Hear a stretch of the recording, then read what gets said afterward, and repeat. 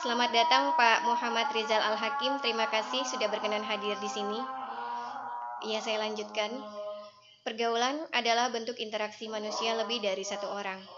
Begitu pentingnya pergaulan, output akhir yang terjadi adalah terciptanya etika dan budaya bangsa.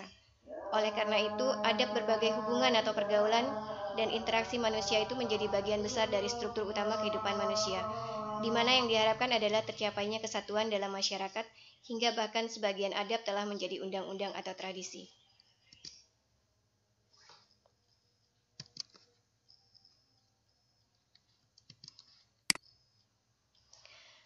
Dalam Islam pun, pergaulan menjadi bab yang penting. Untuk mencapai persatuan Muslim, dibutuhkan adanya etika pergaulan yang baik. Sebuah pergaulan haruslah sebuah bentuk karunia, cahaya dan nikmat yang dituangkan dalam hati hambanya yang ikhlas dan orang-orang yang bertakwa kepadanya, yang melahirkan uhuwah, persaudaraan, atau persatuan. Oleh karena itu, menata hati dalam bergaul menjadi penting. Ia adalah landasan dasar yang harus dilalui.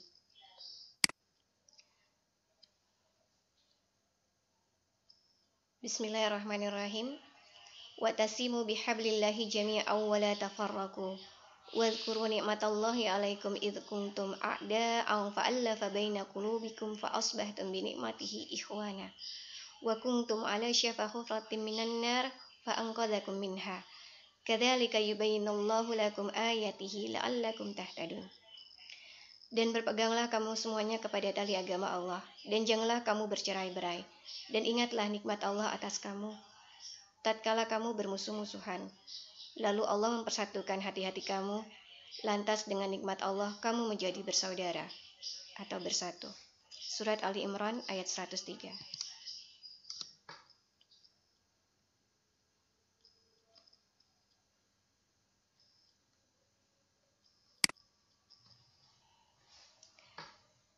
Nah, ketika kita ingin mendapatkan manfaat dari menata hati dalam bergaul untuk mencapai kesatuan umat, kesatuan dan persatuan bangsa, maka kita harus mengetahui dulu apa urgensi dan keutamaan menata hati tersebut dalam pergaulan, sehingga kita menjadi bersemangat untuk menciptakan kondisi bangsa yang jadi lebih baik.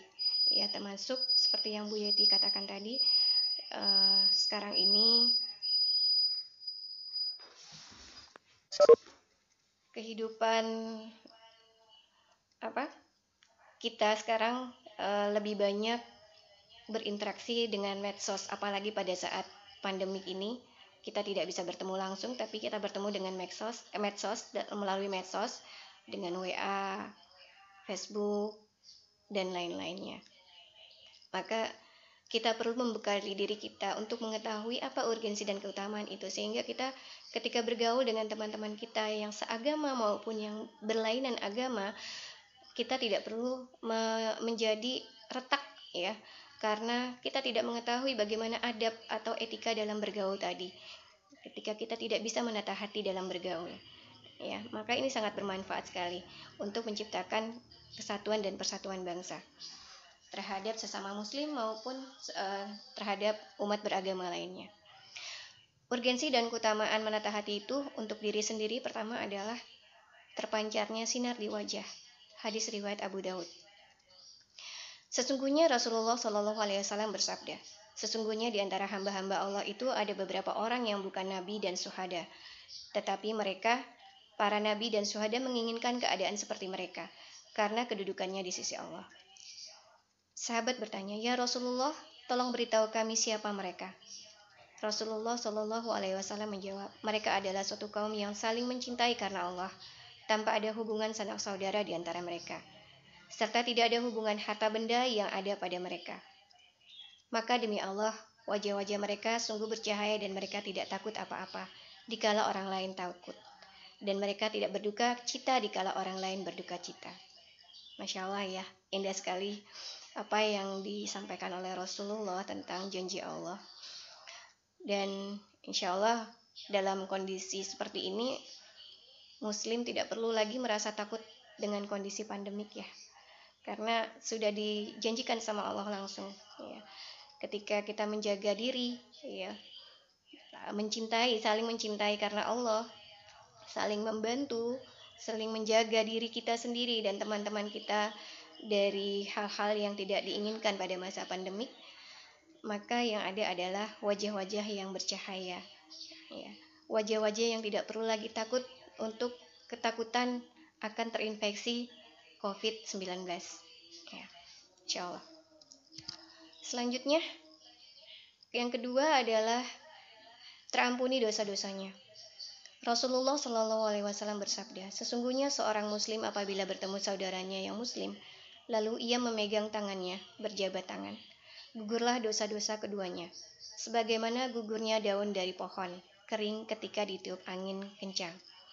Sungguh diampuni dosa mereka berdua meski sebanyak buih di lautan. Hadis riwayat Tabrani. Mungkin kalau untuk kondisi saat ini kita belum bisa salaman ya, tapi Allah Maha tahu apa yang menjadi niat di hati kita, insya Allah, dan tidak membuat kita tidak terampuni dosa-dosa kita. Ketika kita bertemu dengan saudara kita lewat medsos seperti ini, lewat Webex, atau ketika bertemu saudara kita bertemu muka tapi tidak bisa berjabat tangan. Apalagi nanti pada saat momen Idul Fitri, insya Allah. Allah Maha mengetahuinya. Ia selanjutnya berada di bawah naungan arsy pada hari kiamat. Rasulullah bersabda, sesungguhnya Allah Subhanahu wa Ta'ala pada hari kiamat berfirman, di manakah orang-orang yang saling mencintai karena keagunganku? Pada hari ini aku akan menaungi mereka dengan naunganku, di hari yang tiada naungan melainkan naunganku. Hadis riwayat Muslim. Ya, ini janji Allah. Hadis riwayat Muslim itu hadis muttafaq alaih yang sahih ya dalam Islam ya.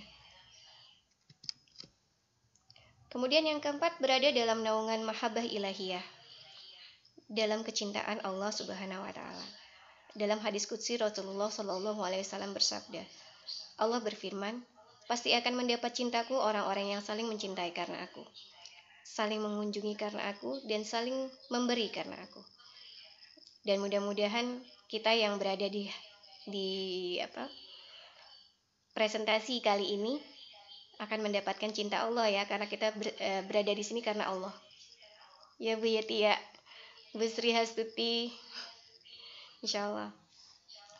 Kemudian yang kelima, berada di dalam surga Allah dan keridoannya.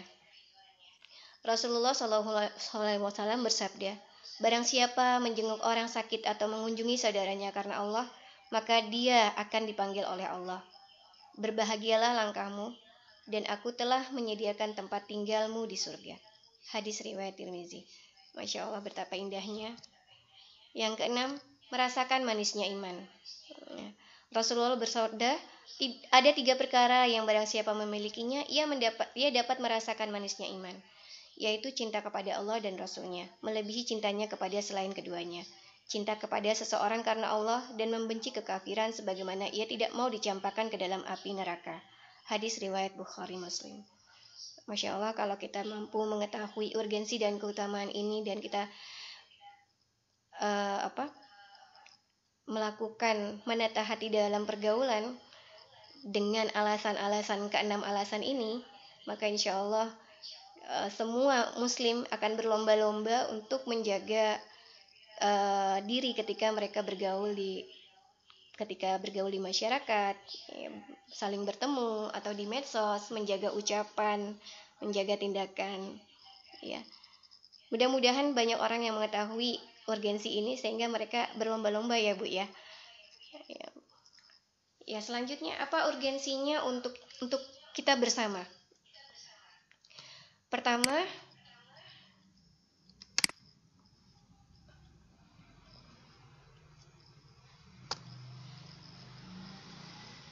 saling membantu dan berkasih sayang. Ya. Ketika kita tahu urgensi dan keutamaan menata hati, maka kita akan mendapatkan manfaat saling membantu dan berkasih sayang. Ya. Bisa dilihat sekarang ini mereka yang hatinya baik sekali gitu ya, yang mampu menjaga pergaulan dengan baik, begitu melihat saudaranya terdampak COVID-19, mereka berlomba-lomba untuk saling membantu. Ya, ada yang memberikan makan siang, ada yang memberikan sembako, ada yang memberikan bantuan dana untuk korban pandemi COVID-19 ya. Nah, itu semua nggak luput dari yang manfaat ya, manfaat dari pergaulan, manfaat dari menata hati dalam pergaulan. Yang kedua adalah saling memberi dan berkorban. Ya. Yang ketiga, menyantuni dan memaafkan. Yang keempat, mengutamakan orang lain dan kemurahan hati. Yang kelima, akan tercapai kesatuan umat atau kesatuan bangsa. Yang keenam, menimbulkan kokohnya rasa sepenanggungan di dalam masyarakat.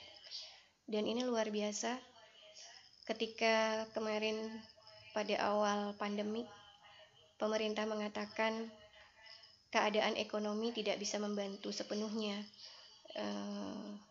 kondisi masyarakat, tapi masyarakat kita Indonesia yang diberi nikmat Allah ya, mampu menata hatinya dengan baik dalam pergaulan di dalam sesama masyarakat ya, itu merasakan rasa sepenanggungan ya, untuk saling berlomba memberikan bantuan dengan mengadakan APD ya, seperti itu. Kemudian bantuan APD, kemudian bantuan biaya hidup, misalkan yang dilakukan oleh Gubernur DKI yang saya dengar ya, Bapak Anies Baswedan.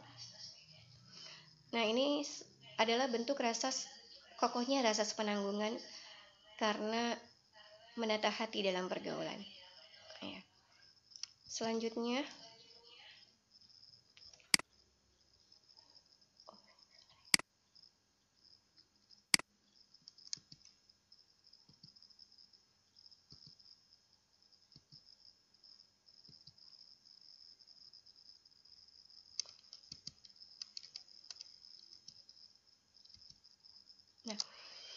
bagaimana kiat-kiat untuk menata hati dalam pergaulan agar kita bisa mendapatkan urgensi dan keutamaan tersebut?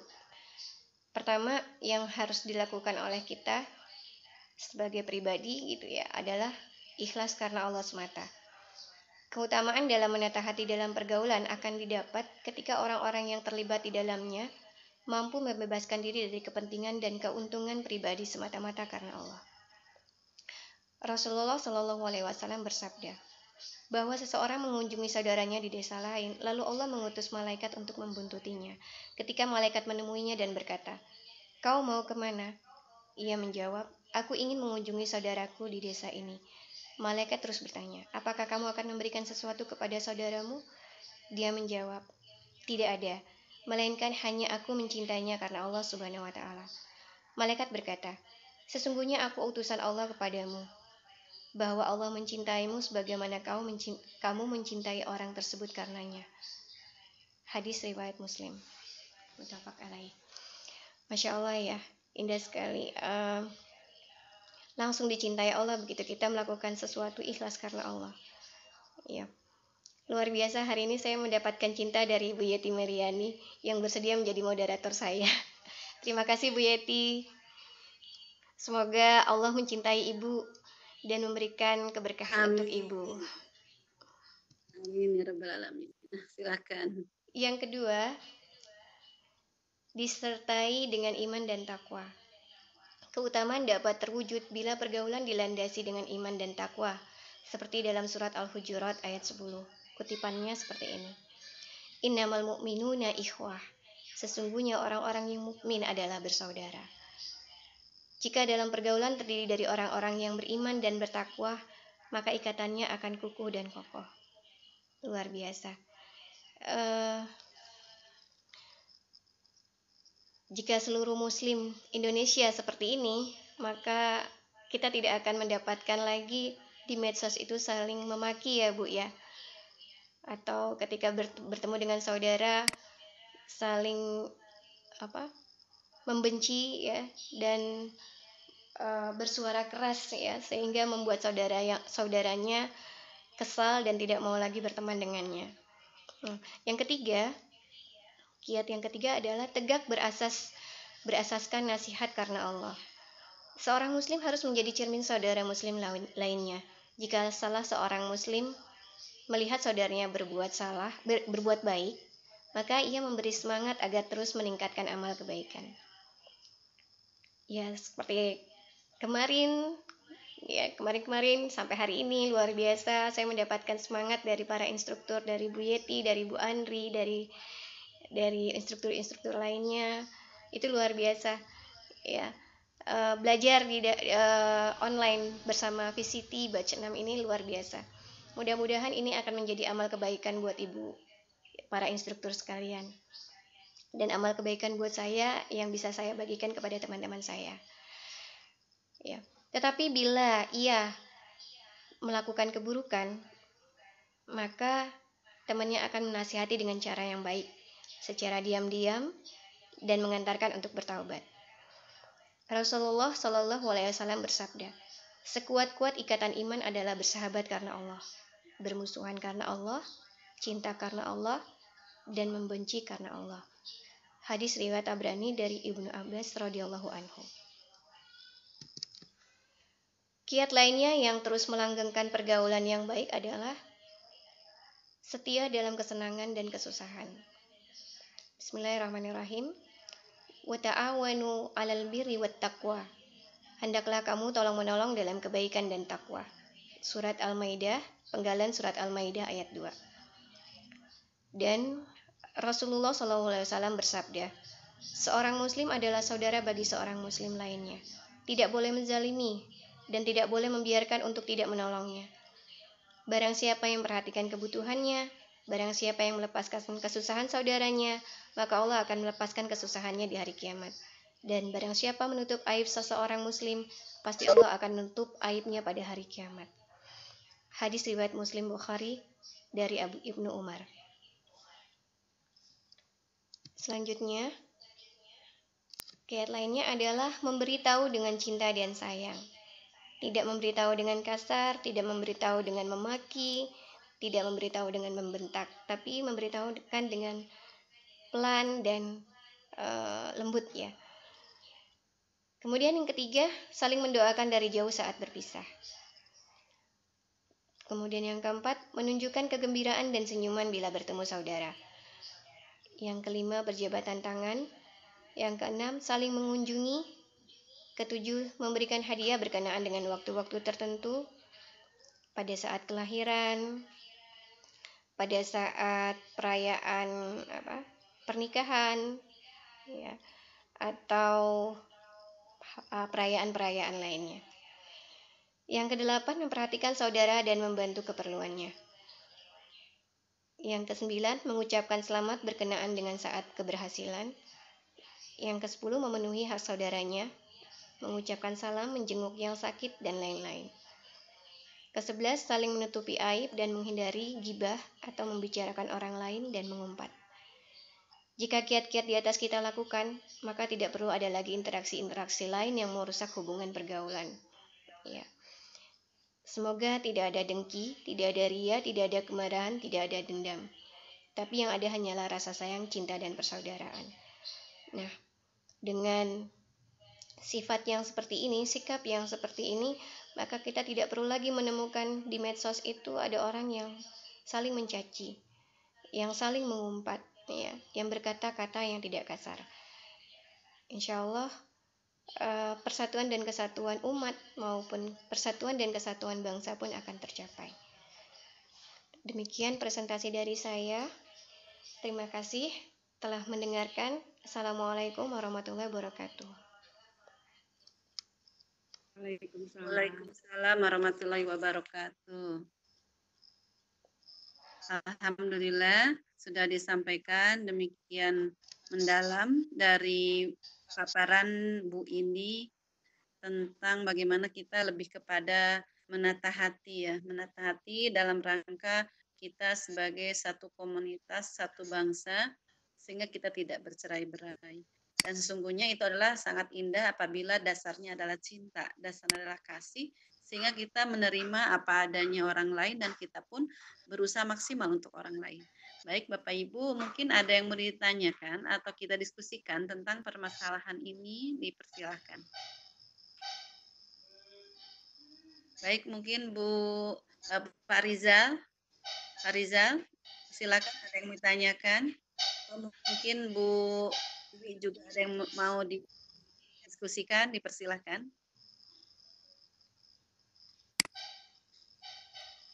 Ya, jangan lupa mungkin bisa mengisi link presensinya terlebih dahulu sambil menunggu pertanyaan ataupun yang akan kita diskusikan. Baik Bu Indi, berkaitan dengan hal ini, kan kita nih sekarang itu suka banyak berita-berita hoax ya. Ya kadangkala berita itu sering memecah belah di antara kita gitu. Nah itu bagaimana sih kiatnya supaya kita jangan termakan hoax itu? Silakan Bu Indi. Ya, yang seperti tadi saya sampaikan, eh,